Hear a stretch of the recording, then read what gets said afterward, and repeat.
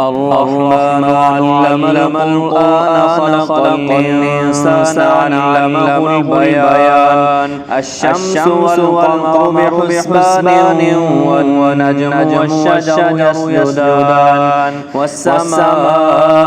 رفعها ووضع الميزان ألا تطغوا في الميزان وأقيموا الوزن بالقسط ولا تخسروا الميزان والأرض وضعها للأنام فيها فاكهة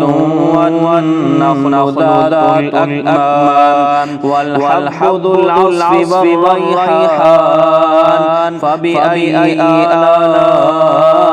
ربكما تكذبان خلق الإنسان من صلصال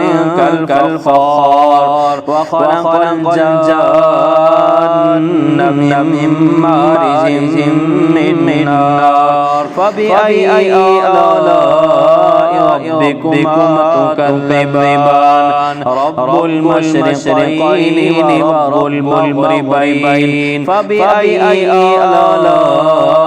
ربكما تكذبان مرج البحرين يلتقيان بينهما برزخ لا يبغيان فبأي آلاء ربكما تكذبان.